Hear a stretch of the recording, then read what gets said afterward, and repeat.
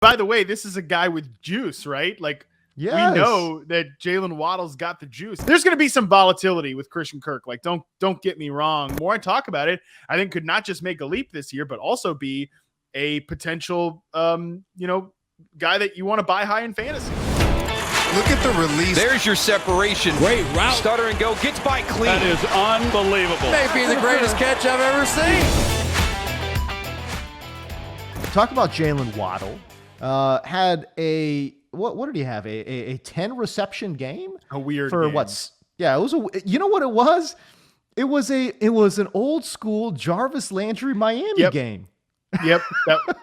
That was exactly the point I was going to make. That is exactly what and by the way, this is a guy with juice, right? Like, yes. We know that Jaylen Waddle's got the juice. He's extremely fast. He was number one in terms of success rate versus man coverage from all the guys that were charted this offseason for prospects. And, we know he's a good player that can win downfield, and they've turned him into Jarvis Landry. It's so strange.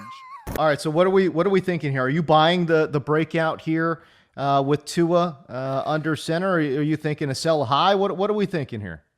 No, I think, for the topic of this segment, like, he's a guy who could make the leap the rest of the season, because I think the volume is secure. And actually, this role that they have him in is frustrating because we know he could be so much more in a different context. And, the interesting thing about Jaylen Waddle from a reception perception standpoint is, like I said, he was number one in terms of success rate versus man coverage, pretty good at beating zones too. Like, he was just great at winning at all levels of the field. Again, we know the speed is there. We know the verticality is a huge part of his game, but most of it was from the slot. He's not a guy that was great in success rate versus press coverage, and I don't think he is ever going to be a full-time outside receiver. The Miami offensive line sucks, right? Like, has been a botched rebuild. That unit's in trouble. They're moving like their former first-round pick around, Right. Alternating guys left and right. It's a tough scene there, but that's good for Jaylen Waddle, who should continue to get these like bunny hop layup targets. And he does have way too much juice to not eventually break one.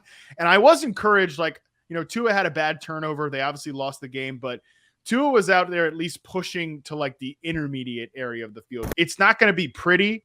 Like, I don't think Jaylen Waddle's going to suddenly, start becoming a wide receiver one or something, but I bet people don't value him to the level of volume that he's getting right now, which again, 50 targets, 37 catches, 3 touchdowns, scored twice last week. Like, I think he's a guy who's probably going to be an every week starter the rest of the way, especially because everybody else in Miami's kind of, Will Fuller's on IR. Devontae Parker's hurt again. It's basically just Jaylen Waddle and Mike Gesicki right now. Can I throw out a stat here with Jaylen Waddle that will disgust people? Okay, so right now he is like 80th in total air yards. I'm sorry. Coming into this week, he was like 80th in total air yards, all right? He has less air yards than Cole Beasley, Keelan Cole, and Juju Smith-Schuster. His ADOT is 4.65. That's Jaylen Waddle's ADOT. It's 4.65. Cole Beasley's ADOT, 5.38. So he has a shallower ADOT than Cole Beasley and Juju Smith-Schuster. And we know Juju Smith-Schuster was basically just the bubble screen king. From a fantasy perspective, I do think Waddle can kind of make the leap to being like a potential top 20 play in a lot of weeks, because the schedule's great too. The Dolphins have the easiest schedule in terms of pass defense efficiency the rest of the way. I'm a little torn on Waddle because I'm with you. Like, he's going to, I guess it's hard for me to imagine in my mind, like, Jaylen Waddle is Cole Beasley. Like, wait, what? Like, I don't understand. I know. It's hard for me to match these pieces together. You know what I'm saying? Like, it doesn't make sense to me. Jaylen Waddle is like this, like, awesome, like, downfield guy. Like, why are we just throwing him balls at the line of scrimmage? Like, what is going on? I don't understand what's happening here. Hey, how about Henry Ruggs though? You talk about the exact opposite of Jaylen Waddle. Right. Good Lord. Another former Alabama receiver, though. Receiver. You know, another Alabama dude, got crazy good speed, and they're actually utilizing him well in Las Vegas, man. They're just tossing up deep shots all over the place to Henry Ruggs, and he's converting. Yeah, Henry Ruggs is top 13 in just straight up yards right now. He's, in fantasy, he's been better than a lot of receivers that you would not expect, right? Like he's been better than Keenan Allen. He's ranking higher than Stephon Diggs. Obviously, Stephon Diggs is going to play tonight. He could change that, but guys like Chase Claypool or Devontae Smith, Henry Ruggs has outkicked all of those guys. And I kind of think that this is sustainable for Henry Ruggs. Not the deep ball efficiency, like he's averaging over 20 yards per catch. Like that's not going to, at some point that's going to come back. But I do think that he's taken a step in his game. I compared him, if you go back and look at his reception perception profile from his rookie year, I compared him to like New Orleans Saints Brandon Cooks, where, you look at the success rates, post corner 9, that's it. And I think those deep ball shots are going to continue out of Derek Carr. I think the Raiders offense is playing pretty well. They're getting healthier. I think Henry Ruggs is a guy that could just kind of is continuing to get better, is like not looking like a total bust or whatever as people are, kind of trying to label him. I don't know. He's a guy that I think I'm willing to, I don't know if I'm buying high on Henry Ruggs or anything like that, but I think he's a guy that could make the leap and be a like top 30 finisher by the end of the year. I don't think it would take very much at all to go get Henry Ruggs, honestly. And that's kind of what I find to be exciting, is that I agree with you. I think that Henry Ruggs absolutely can sustain what he is doing right now. And these pop plays that he's making, man, these splash plays that he's making, yeah, okay, they're going to be, obviously they're not going to come as frequently as they have come to start this season. But the way they're utilizing him, though, is really interesting, and I think he's filled quite nicely that Nelson Aguilar role for this Raiders offense. I think he is a buy. And because he didn't come with a lot of like ADP, preseason value, and again, his name is Henry Ruggs, and people have already labeled him a bust. People are already thinking this dude can't play. All of this baggage that comes with Henry Ruggs, that's why you can go get him in fantasy for pretty cheap right now, which is nice.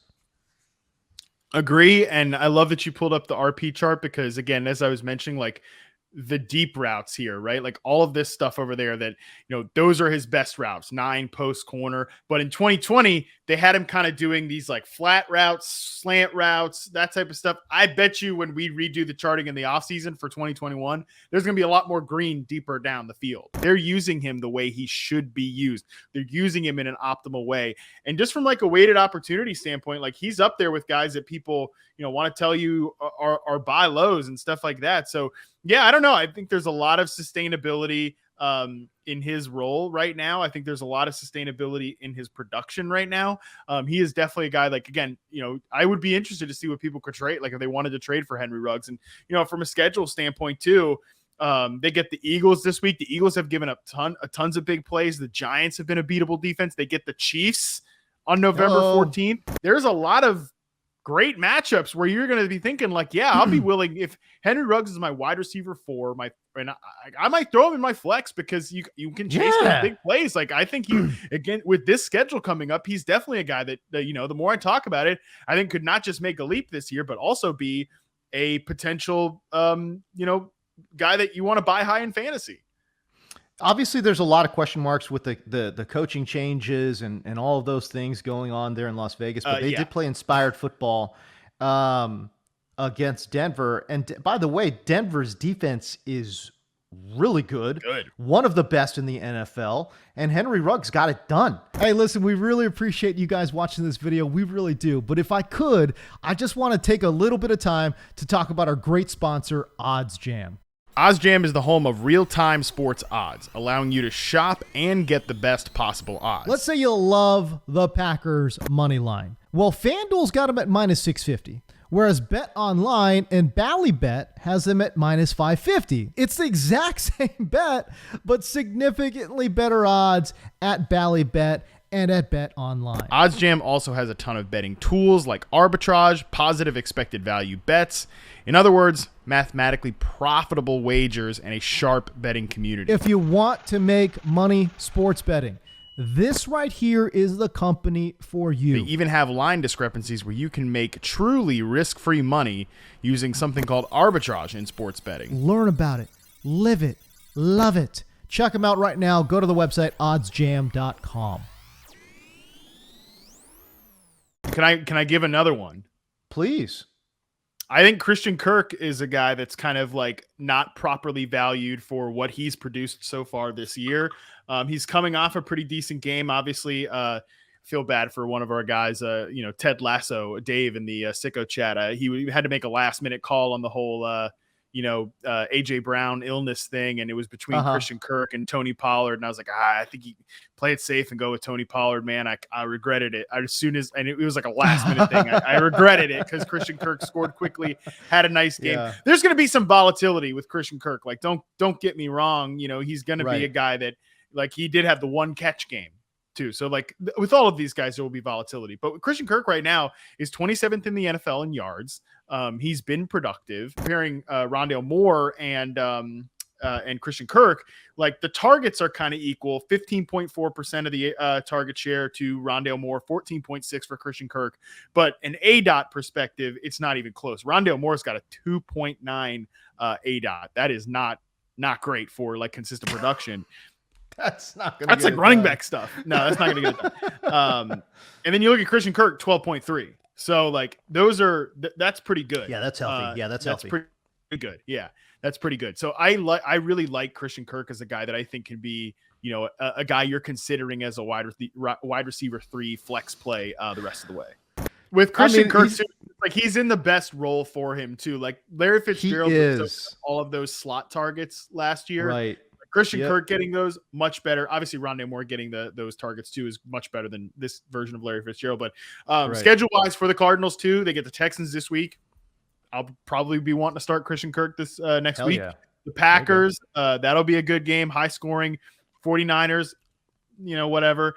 Panthers, whatever. Seahawks, we know how that goes. So like there are some big games coming up for all of these Arizona pass catchers, and I kind of think they're like a low-key version of what the analysis should always be with the Tampa Bay receivers, which is basically like somebody from this passing game, and maybe like not to the degree of the Tampa Bay receivers, but somebody from this passing game is going to have a big week. And it's usually like 3 of the guys have usable weeks. 1 of the guys gets left out in the cold. Obviously, Christian Kirk was that guy against the 49ers before, and he can be that guy on any given week.